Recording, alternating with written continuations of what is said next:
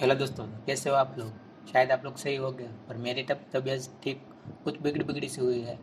चलो टॉपिक पे आते हैं। आज हम बात करने वाले हैं अल्लाह वेकेंट फ्रॉम उल्लू मूवी के रिव्यू और फैक्ट के बारे में, जो 2020 में रिलीज होने वाली तेलुगु भाषा की एक्शन ड्रामा फिल्म है, जिसे त्रिविक्रम श्रीनिवासन ने लिखा है और निर्देशित किया है। 1995 में वाल्मीकि और रामचंद्र ने अनेक AR के राधाकृष्ण की कंपनी में क्लर्क के रूप में अपना करियर शुरू किया था। रामचंद्र AR की बेटी यशोदा यासु से शादी की, अमीर बन गए, जबकि वाल्मीकि एक मध्यम वर्ग के व्यक्ति बने रहे। अपने दोनों बच्चों के जन्मदिन के रामचंद्र का बेटा मृत पैदा हुआ प्रतीत होता है। जब नर्स सुलोचना ने वाल्मीकि को इस बारे में बताया तो उन्होंने अपने बच्चे को मृत बच्चे से बदलने की पेशकश की। स्विच करने के बाद मृत दिखाई देने वाला बच्चा रोना शुरू कर देता है। हालांकि वाल्मीकि चाहते हैं कि उनका बेटा एक अमीर घराने में बड़ा हो। जब सुलोचना फिर से बच्चों को बदलने की कोशिश करती है तो वाल्मीकि उसे रोकने की कोशिश करता है और गलती से धक्का दे देता है।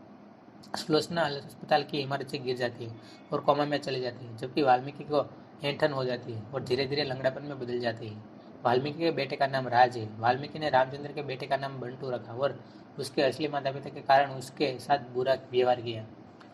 2020 में वाल्मीकि द्वारा बंटू के MBA के लिए भुगतान करने से इनकार करने के बाद बंटू अमूल्या उर्फ अम्मू नामक एक स्वनिर्मित व्यवसाय की अध्यक्षता वाली एक ट्रैवल कंपनी में नौकरी के लिए साक्षात्कार देने जाता है।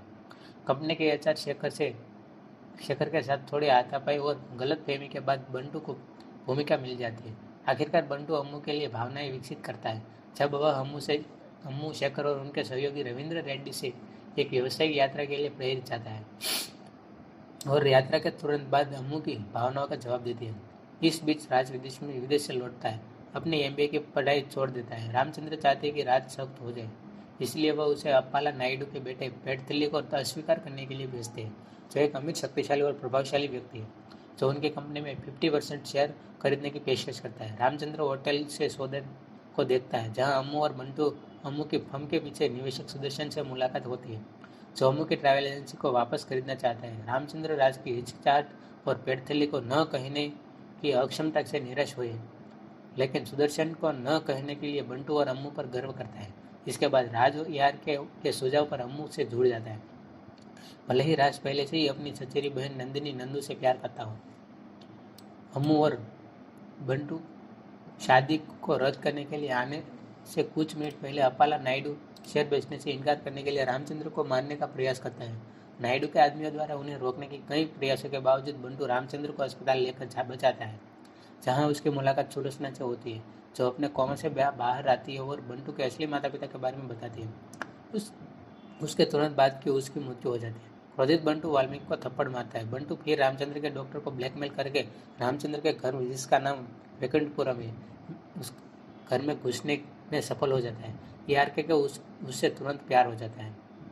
बंटू घर में व्याप्त समस्याओं को सुलझाता है और रामचंद्र के यासु के साथ टूटे हुए रिश्ते, जो नाजुक था क्योंकि रामचंद्र 7 साल पहले रेवती नाम की एक महिला के साथ एक बार संबंध में था, पेडथिल्ली के साथ विवाद और सुलझाता है और भ्रष्ट परिवार के सदस्य सीताराम और काशीराम को सुधारता है।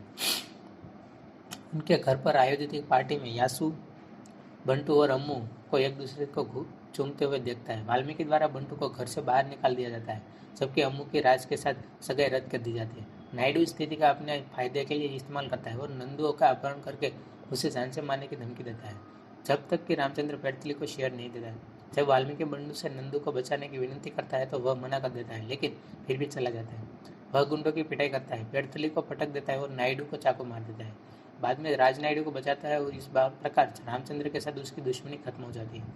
बंटू और वाल्मीकि वैकुंठपुरम पहुंचते हैं, जहां ARK वाल्मीकि को थप्पड़ मारता है और बताता है कि उसने सुलोचना और बंटू के बीच उसकी मौत से ठीक पहले हुई बातचीत सुनी थी।